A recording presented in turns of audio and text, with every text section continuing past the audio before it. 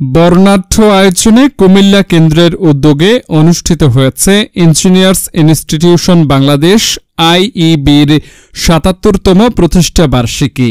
৭ মে বুধবার সকালে আইইবি কুমিল্লা কেন্দ্রের চেয়ারম্যান প্রকৌশলী মোহাম্মদ আব্দুর রাজ্জাকের সভাপতিত্বে ও সম্মানী সম্পাদক প্রকৌশলী মোহাম্মদ সাইদুর রহমানের সঞ্চালনায় জাতীয় পতাকা ও আইইবির পতাকা উত্তোলনের মধ্য দিয়ে প্রতিষ্ঠা বার্ষিকীর বর্ণাঢ্য আয়োজন শুরু হয়।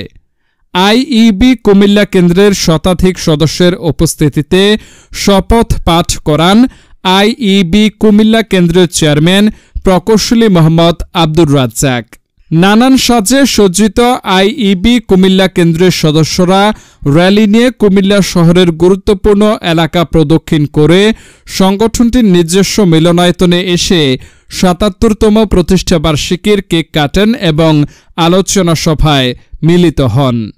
এতে উপস্থিত ছিলেন আইইবি কুমিল্লা কেন্দ্রের ভাইস চেয়ারম্যান প্রকৌশলী আশরাফ জামিল, প্রশাসন, পেশা ও সমাজ কল্যাণ প্রকৌশলী শফিউল আলম, একাডেমিক মানব সম্পদ উন্নয়ন সেন্ট্রাল কাউন্সিল মেম্বার প্রকৌশলী মোহাম্মদ শাকিল মোহাম্মদ নাহিদ, প্রকৌশলী মোহাম্মদ রুহুল আমিন পাটোয়ারি, প্রকৌশলী মোহাম্মদ আব্দুল লতিফ, প্রকৌশলী মোহাম্মদ নুরুল আমিন, প্রকৌশলী মোহাম্মদ পারভেজ আহমেদ, প্রকৌশলী মোহাম্মদ শহীদুল ইসলাম, প্রকৌশলী মোহাম্মদ ফিরোজ আহমেদ সহ প্রকৌশলী নেতৃবৃন্দ।